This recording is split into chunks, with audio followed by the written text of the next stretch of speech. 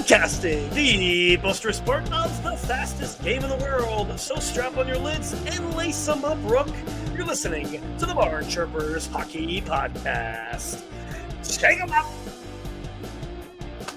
Clap it up, boys. Clap it up. Welcome back to another fun-filled episode. Fun-filled? Maybe it'll be fun. I'm going to have fun. Justin's going to have fun. We're the Barn Chirpers. You know that because you're listening to us, hopefully. Interact with us at Barn Chirpers Pod on the Instagram and the threads. Hit that like, subscribe, 5-star review, all that good stuff. We would appreciate it. Justin, looking good in that Devils sweater. Listen, actually, I'm changing up. I know we talked about what the rundown was going to be, but I'm going to take credit because I'm wearing my OV sweater.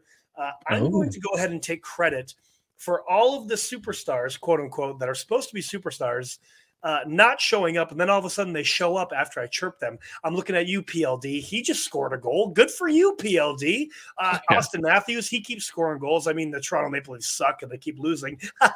But, he scores a goal. I chirp Jonathan Huberdeau. He scores a goal. I chirp the Calgary Flames. They start winning. I chirp my own guy, my own team, and my own guy, Alex Ovechkin. He's on a 5-game heater. So I'm going to go ahead and take credit for all of these superstars actually showing up because I'm calling them out. Somebody is finally calling them out, and they're like, you know what? Joe's right. I should show up because I'm getting paid all this money to be a superstar, so I'm going to be a superstar. So to that point, I'm making a note that I love your Marty sweater because obviously Marty has a soft spot in my heart. I'm going to chirp a guy that is getting paid a lot of money that doesn't show up, Justin, and that's Timo Meier. I need Timo to show up because he's getting paid a lot of money to not do anything. So I'm marking this because we know the history. Every time I chirp somebody, they show up. So here's to Timo Meier actually showing up and being a superstar that he's supposed to be. Justin? So, I mean, you bring that up and, he's obviously not on a tear yet, but he's been looking good out there, man. And, we need the points. That's why we got him. But, last night or the night before, he gets an assist. Last night he gets a dirty, grimy goal, like this is why we got you goal. So we're starting to see Timo, but we're 50 games into the season, man. Like we need more. I mean, it's not a wash, but show up, man. Like we need you to stay on the ice and we need you to look like we need you to do. We need Timo time, man. So yes, I mean, it's been about a year now since he joined the team. Mm-hmm. So you can't say it's, getting used to the squad, getting used to the city. You've had a full year now, just about, maybe give or take a week or two, but you've had a year in Jersey now at this point. So you kind of need to show up. You're getting paid a lot of money. So you need to show up. But again, hey, every time I do this, the guys show up. So I mean, this is me encouraging Timo. I'm calling you out, Timo. I know you're listening to this podcast right now and you subscribe and you listen and you even left a 5-star review. I know it was you, the anonymous one, but listen, buddy, you need to show up. So, somebody else that showed up over this weekend, Justin, and it's getting a whole lot of buzz around the league, around a whole bunch of other podcasts around the league. And that's Ridley Craig. Ridley Craig. Greg, his name's weird, but I think it's Greg. Grieg. Yeah. It's Grieg, Ridley Grieg of the Ottawa Senators. I'm going to lay this out for everybody that if you haven't seen it, but if you haven't seen it, you should definitely check it out. Just put in the YouTube Ottawa Senators empty net goal, and it's going to be great. But so the Ottawa Senators are beating the Toronto Maple Leafs 4-3 on home ice. This was the other day. Maybe it was this weekend. I forget what day. But the goalie is pulled. So empty net for Toronto. Morgan Riley takes a shot. It's blocked by Ridley Craig. He gets on a break, gets a breakaway pass. He's all alone. He's skating down the ice, rips an absolute clapper from the top of the circles into the empty net to seal the victory for the Ottawa Senators. And we'll get to the other parts of this, but so he's, is skating around. And Morgan Riley comes up from behind and cross-checks him in the face. This starts a little bit of a teeny tiny scuffle. We'll go on from there. But here's the thing, Justin, and I'm going to send this to you. I'll ask you a couple questions here. Number one, did you enjoy seeing the empty net slap shot? Number two, do you think Morgan Riley was justified in what he did? And number three, what are your thoughts on Ottawa fans and Toronto fans getting all up in arms for each side's actions? Go ahead. Do I enjoy seeing it? Yeah. I mean, the game needs flash. I mean, they need Absolutely. things like this. Like this is something that can break outside of Joe and Justin watching hockey, which we do anyway. Like people that don't watch the game are going to see something like this. Riley's actions absolutely unjustified. I don't like it. I think I can understand being defensive. I can understand, hey, don't be so flashy on the empty net. It's just an empty net. Like, should he have done it? That's up in the air. Like I said, I think that something like that has the potential to go outside of hockey circles. So ultimately, it's a net positive. I can understand why somebody would be in their feelings on it. There's a way, I don't know. There's a way to avoid that though. Like, I don't know, maybe don't have an empty net, which means, I don't know, maybe win the game. So, yeah. As far as fans getting up in arms, I feel like fans are getting up in arms about everything, like in every walk of life. Yeah. I don't know. I love it for Ottawa because they've kind of been a doormat all season, and here's a chance for them to kind of like insert themselves into the bigger hockey conversation for something other than, hey, we stink. I mean, it sucks that it took them this long to come alive, but at least it's something. And if you're Toronto, you need to be bigger than this, because what have you done ever? Like, I mean, I know you've done something, but how long has that something been? Yeah, you've won one round before. Yes. So, fans are going to do that, and it seems to be ever increasing. Again, you get like these heated convos, I think, are ultimately a net positive because it's people, conversing, and that's what makes something trend. So ultimately net positive. Ultimately, this whole situation to me is net positive, except for Riley's reaction. I think he went too far. I can understand being upset at the slapper, but also I don't think it warrants getting hit in the face. So. Yeah. So, I mean, I guess as a blanket, I'm going to say I love this whole situation, other than the cross check in the face. But across the board, I love this for hockey. And I'm going to go into that a little bit more here. Number one, Ottawa is a trash team. We know that this year that their season's basically over. Like, they can't win a game to save their life. But on home ice, and you have the Toronto Maple Leafs coming in, and we all know that the Toronto fans are like, oh, we're the Toronto Maple Leafs. We're so good. We have Austin Matthews. We have Willie Nylander, blah, blah, blah. And even the Toronto Maple Leafs have that bravado of like, we're the Toronto Maple Leafs. We have Austin, you know what I mean? They come into Ottawa, and they're losing the game. Ottawa's about to beat them. So you block a shot, and then you get on a breakaway. Heck yeah, take a wind-up slap shot, because – screw you. You came into our barn and we beat you. This big bad monster. I'm doing quotations if you're not watching on YouTube. This big bad monster, the Toronto Maple Leafs. Guess what? We, a crappy team, just beat you. And yes, I'm going to put it in your empty net however I want to, because I can. Here's the caveat with that, because Ridley Gregg is kind of a little bit of a pest, right? He's a little bit of a guy that's going to get under your skin, right? And he's trying to make a name for himself. So again, I fully support his actions. However, if I was him, I would have been more prepared that something was going to happen, because if we go to the quote unquote, the code, right, you don't do that, right? That's the age old unwritten rules of hockey, right? Every sport has them. So he should have expected that something was going to happen. So to turn your back, and I'm going to put it in wrestling terms here, you never turn your back on the opponent, especially if you're going to do that. So I guess one way that he could have also done it is literally scored the empty net goal as a, just put it in the net.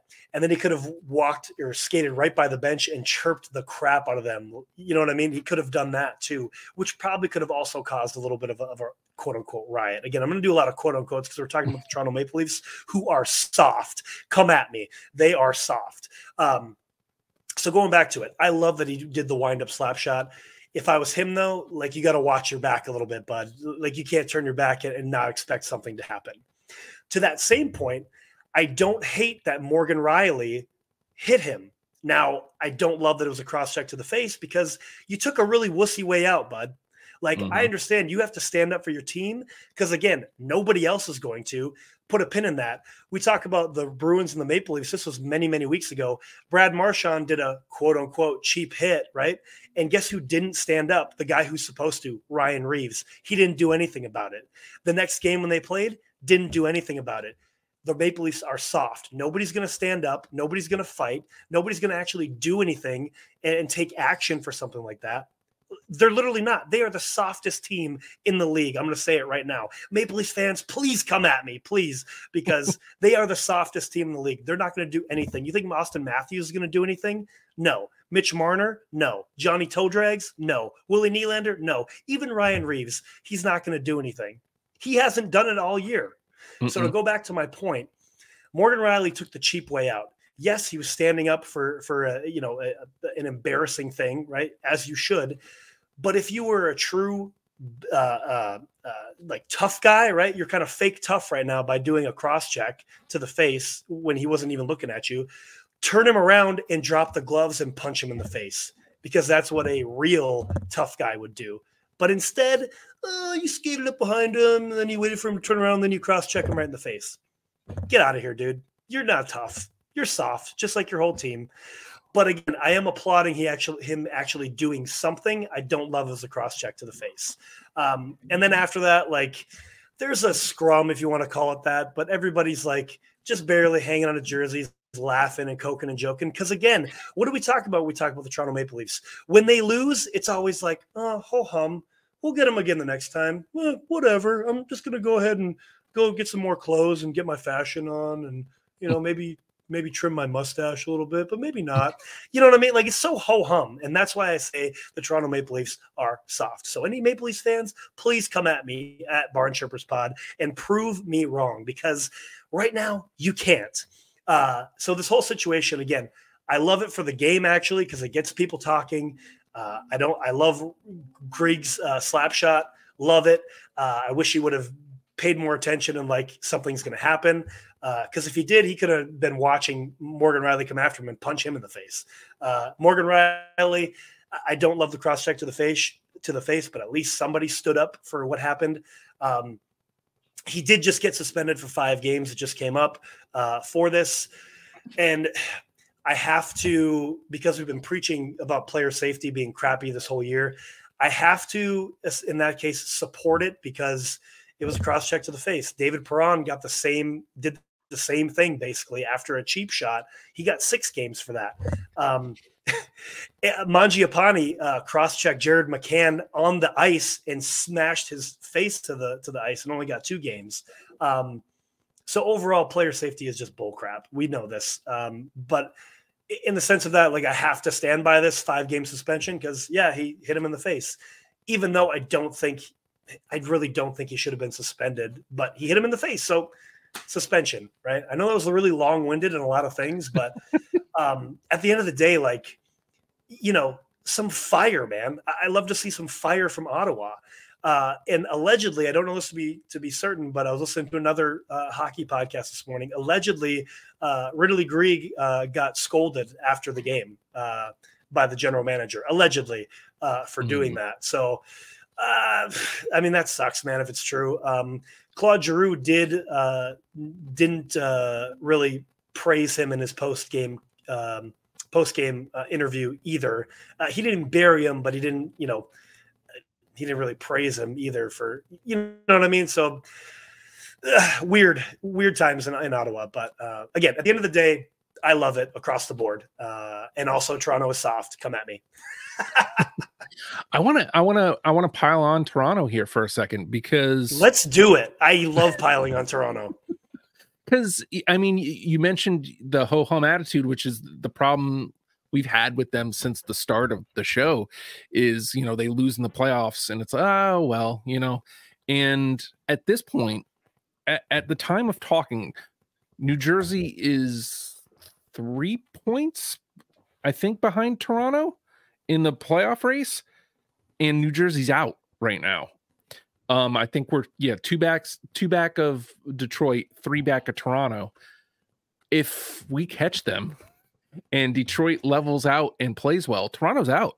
I know you called it a couple weeks ago, but if you're Toronto, are you not out of ho-hum losses? Like, especially one where you just got embarrassed by a slap shot. Like, again, the overreaction to the face is the problem, but not the fact that he stood up for his team. But why is he the only one? Like, why don't you wait till the puck drops and then everybody drops gloves? I've seen moments like that. If you're really embarrassed that you just lost to one of the worst teams in the league, do something about it. You're about to be out of the playoffs. I'm not trying to. I've lowered my expectations for the season for my boys, but they're looking good right now. And Detroit, gets destroyed last night, so who knows with them? But it's not a sure thing that you're in. People are catching up, and if you're Toronto, you need to wake up because Tampa already caught and passed them, and is starting to create some space. And they're Tampa, they're going to play physical. So, if you're Toronto, I want to echo Joe's sentiments. Stop. I mean, look, I can't say but so much because Devils are probably the second softest team in the league, but Toronto, you soft, Jack. Well, I'm going to say 2 more things, and then we'll move on. The first thing being, there's a team in the West that has more regulation wins and less overtime losses than the Toronto Maple Leafs, and they have the same amount of points, and that's the St. Louis Blues. The St. Louis Blues, who have nobody, and they have more regulation wins than the Toronto Maple Leafs. So just let that sink in a little bit. The second thing I'm going to say is, I will say it right now, timestamp. It's 2/14/24 right now. So happy Valentine's Day to all of you out there that celebrate that. I'm going to timestamp it right now. If the Toronto Maple Leafs can by somehow, some way win 2 rounds of the playoffs, number 1, get in the playoffs, and 2, win 2 rounds, I will buy a home blue Austin Matthews jersey and wear it for an entire year of this show. I'm timestamping it right now. Because you know what, Jack? It's never going to happen. It will never happen. But there's the bet. I'm laying it down right now. Toronto Maple Leafs get in the playoffs, win 2 rounds. I will buy an Austin Matthews, Mustache Matthews jersey, home blue, and I will wear it for an entire 52 episodes of this show. I'll do it. Because I can make a bet like that because it's never going to happen because they don't have going back. I guess it's 3 things. Going back to one other thing that you said when I passed it back to you, they have no compete. There's no compete on this squad. Literally none. They don't have any grit, any drive, any okay, we're down by 2. Let's score and get after it. They don't have any of that. You watch them. And again, it's like, ho hum, ho hum, ho hum. Anyway, that's the bet. Again, I'll say it again one more time. If you just tuned in somehow, if it came to the 19th minute of this episode, you didn't hear the previous 18. If the Toronto Maple Leafs, number 1, make it in the playoffs, number 2, win 2 rounds, I will buy an Austin Matthews sweater and wear it for 52 straight episodes of this show. And I will eat that crow if it actually happened. But it's not going to happen. It's not going to happen. But I'll eat crow if I'm wrong. Again, we say it all the time on the show. Prove me wrong. If you prove me wrong, okay. Okay. But it's not going to happen. Moving on, we talked a little bit about the playoff picture, Justin, and this is the segment that I didn't tell you about. I said I was going to spring it on you because I want your honest live reaction. We are essentially about 50 or so games into the season, so everybody's got about 30 games left. name me, and it could be the West, it could be the East, it could be a mixture of both. I would love to know how many true Stanley Cup contenders you see in this league right now. How many Stanley Cup contenders? True contenders. Actual contenders. Actual contenders. 1, 2, 3, 4. Maybe 5. And I feel like I'm being kind of generous there. It's for me, it's hard to count out.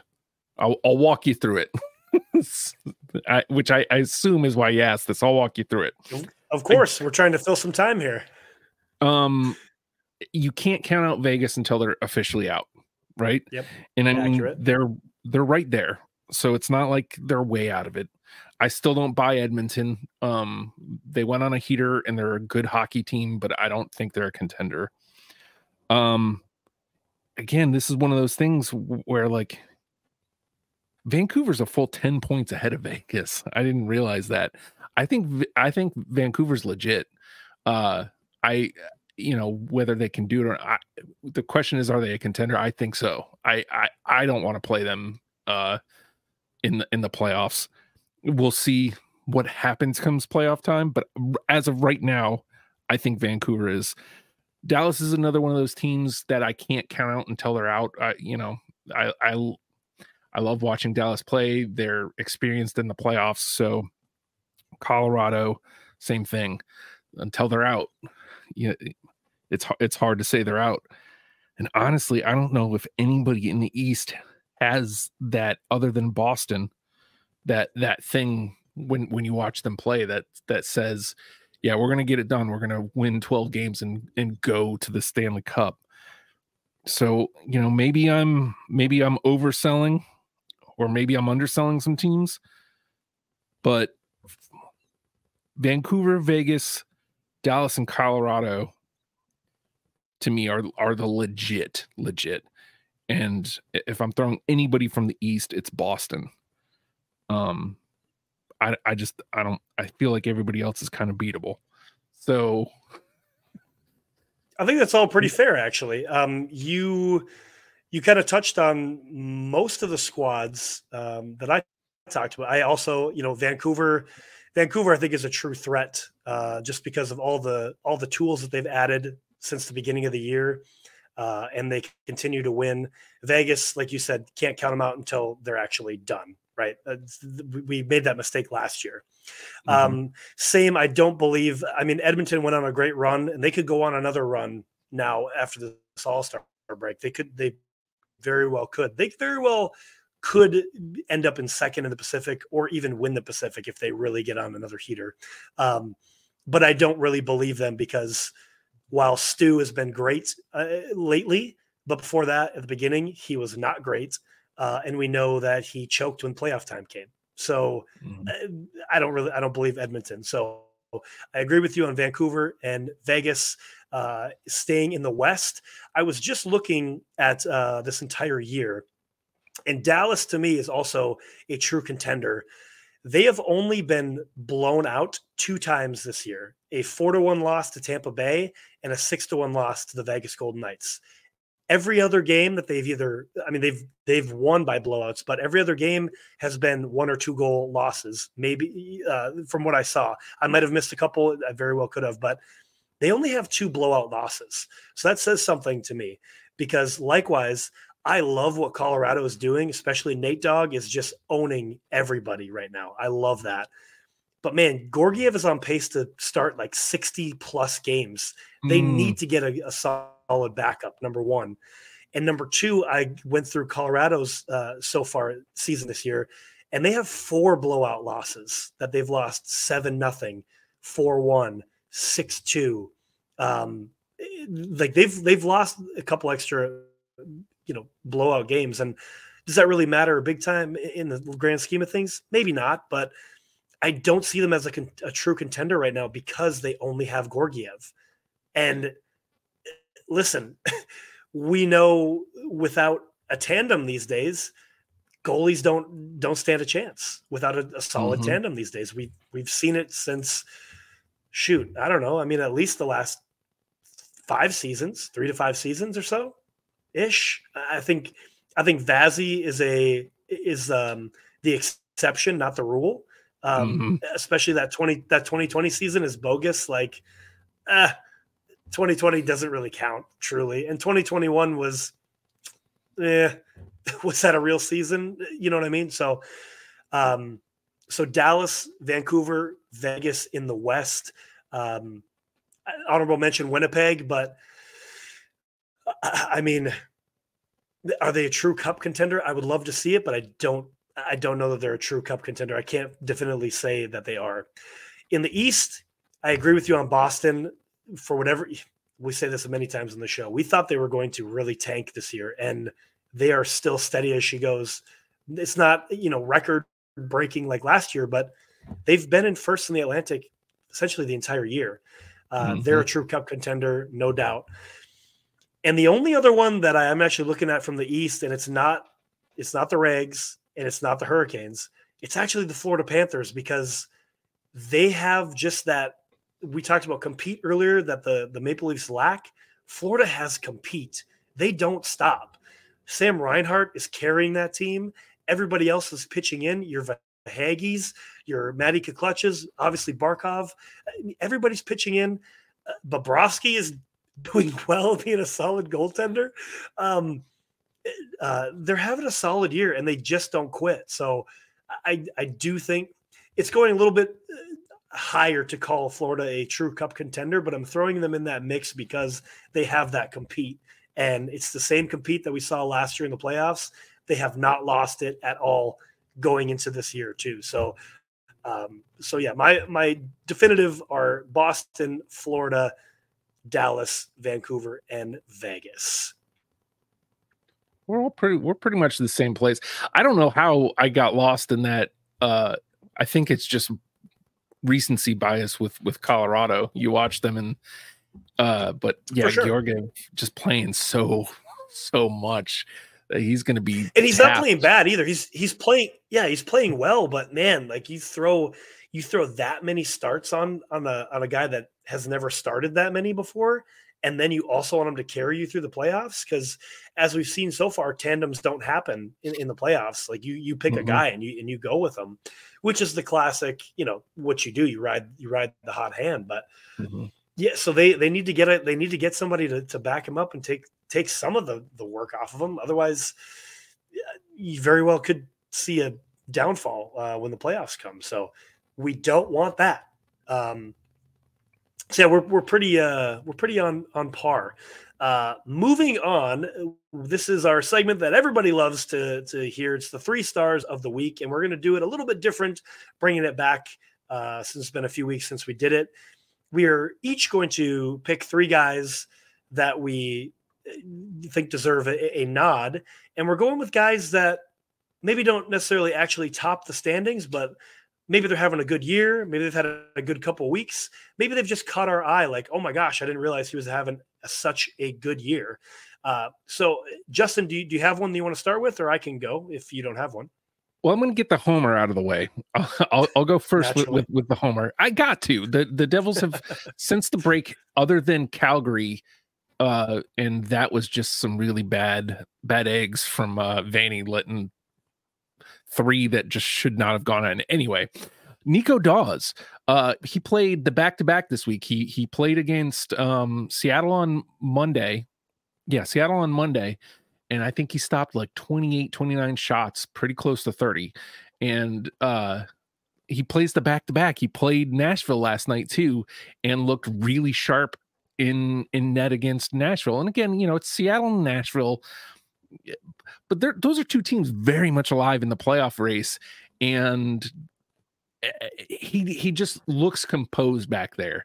And for a couple times he's gotten just shelled, to come out and still just look composed. The team needed that. He needed that. So I want to give some love to Nico Dawes, and especially since this is kind of like, these aren't necessarily top of the league guys. He gave up 2 goals in No, 3 goals in 2 games. You know, it's not amazing, but it's needed for this team. So, Nico Dawes. I can see that. He's also a guy that wasn't on the starting squad to begin the year. He's come in and Mhm. earned a spot. So I mean, that's we stick taps to that. Here's a guy, Justin, that we have never talked about, and he has kept the Islanders within a playoff spot. I mean, they're fourth in the wild card right now. They're 5 points, or excuse me, 3 points out from having a wild card spot. He is number 5 in the league with the most assists, and he's just under guys that are, naturally killing it behind McDavid, Kucherov, McKinnon, and Hughes.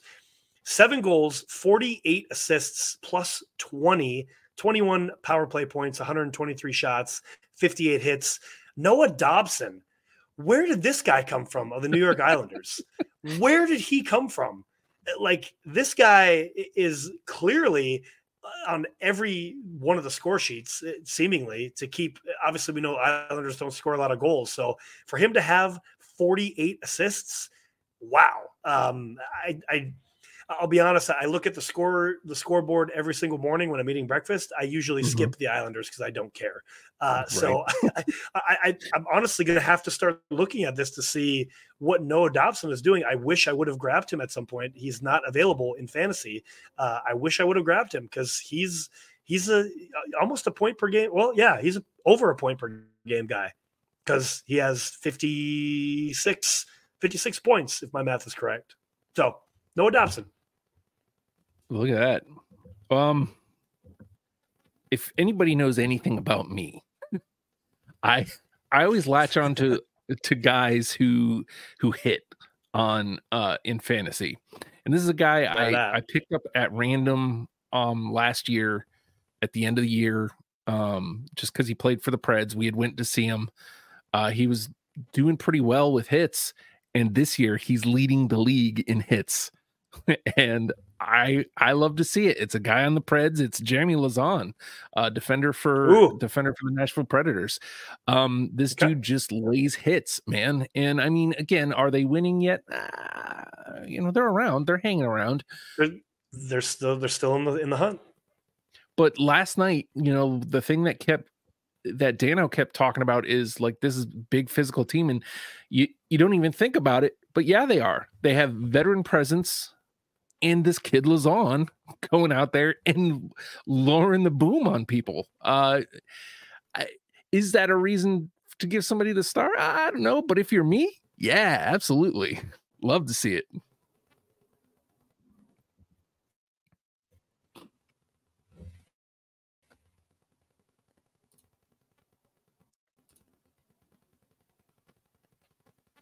Oh, we must be on a delay again. Wonderful. Okay.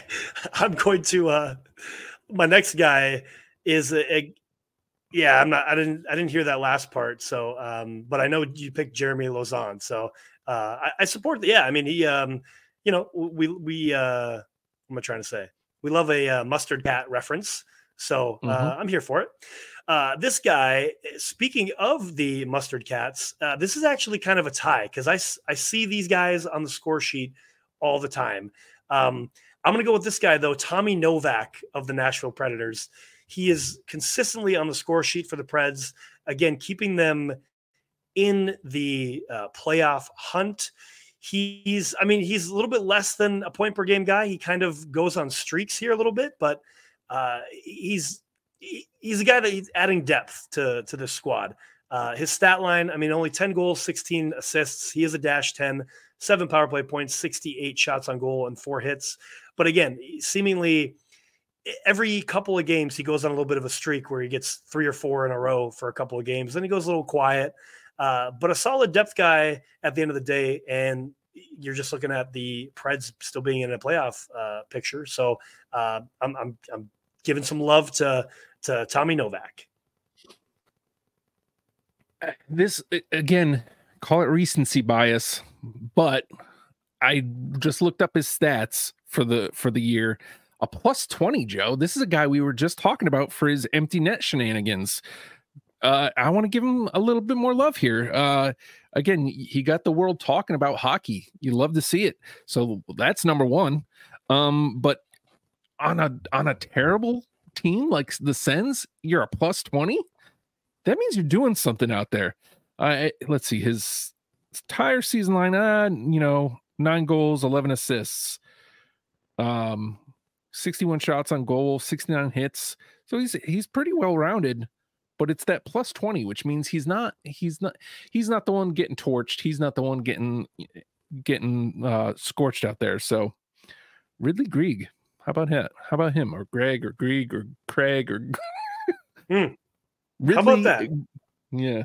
I think it's Greig, but either way, we've talked about him twice on this show. So he's gonna be trending worldwide. This last guy I want to talk about, Justin, and I didn't realize this until I just added it up, but in 186 games played for this team, he has 189 points. Let that sink in first. Also, this team has not been good since they won the Cup a handful of years ago, but every season he has been a plus 29, plus 14, plus 10. So he's not the problem, right? He's scoring goals. He's being on the plus side of things. It's Pavel Buchnevich, Justin, 189 points in 186 games played for the St. Louis Blues. I had no idea that this guy was doing such big things on this squad.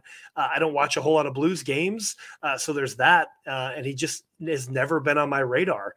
Other than on Chell when I'm playing the video game and I like to hit him because I like to hear, oh, Buchnevich. But I'm giving this guy some love. Like, how is it on a terrible, not good team for 3 seasons he's been on the St. Louis Blues and he's putting up those type of numbers? Like, that's insane to me. That, like, stick taps to Pavel Buchnevich. No, man, like that's crazy. I mean, I always end up with him on my fantasy club every year, and I never realize why. As you should. Yeah. I mean, it's not like he's burning, he's not setting the world on fire. It's just he's doing enough, like spread over. And we're aware of him because we drafted him on our Sharks club when Corey and I were doing NHL 2023 last year. Corey, who's that? He'll never hear this. I know he won't. He'll never be on the show either. Yeah, but no, man, I love to see it. You love again. It's hard to chirp the Blues too hard because they're clinging on to a playoff spot right now. But like, I don't know how. The few Blues games I've watched, it's just like, how? Like they're I don't understand how they're winning. I say they got nobody. They got Matchbox 20. They got Buchnevich. What else? So I mean, it's something else there in St. Louis. Love to see the love for Buchnevich. And it's weird that I'm saying this, and I've said it before on the show, but Bennington hasn't gotten in any fights this year, which is great. I shouldn't have to say that. But hey, great job, Bennington. You've been doing what you're not supposed, or excuse me, you've been doing what you're supposed to do and just stay in the net and stop the pucks. Good for you. I don't know why we're giving a gold star for that, but anyway, okay. Let's pull the goalie here and get out of here. A couple of hot shots here for you, Justin. This came out after our episode last week. The NHL has received expansion interest from Salt Lake City, Atlanta, Houston, Cincinnati, Kansas City, and Omaha, of all places. If you had to pick one of those cities, Justin, which one would you want to see? Well, actually, you have to pick 2 to make the league even. So where are you putting the 2 new teams if you had to pick 2 places? All right, so if this is going off want based on those, want Cincinnati, I guess. I don't recall hearing much else east. Omaha, Nebraska is weird, man. I don't get That's that the one. weirdest thing I've ever heard. Yeah, I mean, I guess hockey could be big there. I don't know, but who's going? Who lives there? Like, sorry if you live in Nebraska, but and I guess Salt Lake registers high for me just because there at least there's winter there. Yeah. It seems like they should be able to support a hockey club. So if we're going with want, which I think is very different than what the league is going to do, Mm-hmm. then it's Cincinnati and Salt Lake. Yeah, I don't love the Kansas City and Omaha, Nebraska. I don't think you can grow the league in Nebraska. I mean, they get winter, but I don't know, man. Like, I don't feel like there's a lot going on there. Definitely not Kansas City. I could see that, like, oh, we have a built-in rivalry with St. Louis. No, that doesn't need to happen. That doesn't need to happen. It's too close. Cincinnati, I think, would be fun. You could have that built-in rivalry with Columbus, with Chicago, with Detroit, with Minnesota. And you wouldn't have to, if my geography is correct, you wouldn't have to. Yeah, it would fit where they'd be in the East as well, because they're actually a little more south and east of Columbus, I believe. So I think so. Yeah. And yeah, I don't love Atlanta. I don't love Houston either. Dallas is the only Texas team that needs to be there. So I wish I could be contrarian, but Salt Lake makes sense and Cincinnati makes sense if I had to pick, if I absolutely had to. In other maybe relocation news, Utah Jazz owner Ryan Smith has offered to purchase the Arizona Coyotes for a, quote, significant sum, end quote. This was reported 6 days ago. And again, this would essentially be the potential move to Salt Lake for the Yotes, probably. I hate it. Again, it's less about problems with Salt Lake. It's more about losing the Yotes. And I think we might have touched on this last week, but like the fact that whenever we went to Blink last year in DC, you and I were just chirping the Coyotes for like, while we're waiting for Blink to come on, we're just looking up stats at how bad the Coyotes have been forever. And it's just like, why do they exist? Why do they exist? And then they go and make some moves and we're like, oh, okay. So they're not just going to lay down. And then you watch them play and it's like, oh man, fun. And now they're going to be gone. Golly, man, you hate to see it.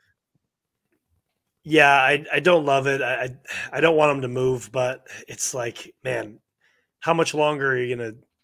You can't stay at Mullet forever. Yep. It's a college barn. Like, that is insulting for a NHL club. Truly, if it was an in between where they were building an arena, okay, but we're going on the second season now. Going to be at least 2 more, unless they move. So I don't want to see it, but yeah. Moving on, the first ever PWHL trade occurred last week. Minnesota receives Sophie Jacks, a defender from Boston, and Boston sends over a forward, Susanna Tapini, and Abby Cook, a defender. First trade to ever happen in the PWHL. I'm not familiar with any of these players, but I mean, Sophie Jacks must hold some value to get two players in that trade. And again, I saw somebody saying trading players already ? Somewhere, probably read it. I get it. I get what you're saying, but also if somebody's just not gelling, or if somebody doesn't have a place, like they're not getting ice time, or you have somebody else that you want to see get some ice time, that somebody's just not fitting into the system, why wouldn't you go get 2 pieces for that person? I don't know if that's the case, but trades are going to happen in sports, and this is a first step. It's historic. It's cool. I was happy to see it. I was like, oh, cool, a trade. I'm not saying let's get trade happy, but that's cool. I like it. Well, also, I mean, essentially, it's halfway through their year, and they're going for it. There's teams going for it. Like, that's what we love to see as fans. Like, yeah, they're going for it. Great. I love this. You know what I mean? Like, there's no problem here. There's teams that are going for it that want to win. That makes this league more prestigious because teams want to win. So I don't understand the problem, but people always have to whine and complain about something. Speaking of whining and complaining about something, this is a quote that came up on the internet. It's from the Hockey Beast _com. And I just thought this was funny. It says, hockey is just the most fascinating blend of, quote, suck it up, be a man, and play through that broken leg, end quote. And, quote, that expletive deleted, took a hard shot on our empty net. This has hurt our feelings. He must die, end quote. And that was probably from a Toronto Maple Leafs fan, more than likely, because, again, they're soft and they're sad that they got a slap shot taken on their empty net. And like you said at the beginning of the show, maybe you should be dominating a team that sucks and not have to be an empty net. But hey, who are we? You're welcome. Come at me, Toronto Maple Leafs fans, at Barn Chipper Pod. I'm waiting for your explanations. The final thing that I want to leave you with, Justin, we've been kind of hitting here and there all year of where has this guy been? Well, guess what, Justin? 3-time Stanley Cup champion Phil Kessel, Phil the Thrill, is purportedly in Vancouver to meet with the Vancouver Canucks. This was posted 19 hours ago from Spit and Chicklets. The fact that the Canucks have invited Phil the Thrill to meet with them, I love this because, again, the Canucks are ahead of everybody this year, making moves, doing something to show we believe in this squad. We're going to add to the squad, and we plan on winning. I love this. And I've chirped Phil the Thrill before, but this guy is a 3-time Stanley Cup champion. I've said things, I've chirped him in the past before, but those 2 Penguin runs, he was an integral part of winning those 2 cups. He helped Vegas get through last season. He only played 4 games in the playoffs, but he got them to that point in the year. Like, he is a solid player. I don't know how, because he's not in shape. Somehow he plays so well by not being in shape at all. It's crazy to me. Well, you know, what does Vancouver need? Depth and playoff experience. Depth and playoff experience. It doesn't get more experience than 3 cups. Yeah. I mean, 100%. You love to see it. And this just keeps circling back to like what we've been saying the last couple weeks, man. Love to see this for Vancouver because, number 1, they're legit. Number 2, they're going for it. Even if they don't win the cup this year, they went for it. They made the moves. They tried to, hey, let's dial in. Let's get it done this year. Love to see that, man. Absolutely love it. And to actually praise Phil Kessel too. Like, he had the Iron Man streak, right? For most games started in a row. He literally said all year, like, I don't even care about the streak. I just want to play. He's an absolute team guy. He just wants to win. And I love that from any player. Like, he just wants to win. He doesn't care about individual stats. He doesn't even have to play every day. He doesn't care about that. He just wants to win. And boy, you know what? I might get a number 81 Canucks sweater if he joins the squad, to be honest. I absolutely love that from Phil Kessel. And actually, there's one more thing. The Stadium Series is this Saturday, February 17th. Your boys are playing the Philadelphia Flyers at MetLife Stadium. Justin, you're going to be watching the game. Oh, of course. I will be cursing. I will be I mean, it's I'll say this. Corey and I have kind of been back and forth with each other over the last couple of years because when Philly's good, New Jersey's bad. When New Jersey's good, Philly's bad. And this season, this game means something. There's stakes on the line. New Jersey's 6 points back of Philly, and Philly's clinging on to that 3rd spot from the Metro. This means something. New Jersey has the Kings in between, and I'm hoping we can get the points out of the Kings because I don't like the way the boys match up against Philly, but this is big, and I don't think they thought it was going to be as high stakes when they picked New Jersey and Philadelphia in February, as it turns out that it's going to be. So love to see it. And yeah, I'll be watching and cursing and wishing I wasn't watching. And when they lose, I will cry and it will hurt my fifis. Oh, come on now. Hurt my fifi. Maybe they'll take an empty net shot. An empty net clapper.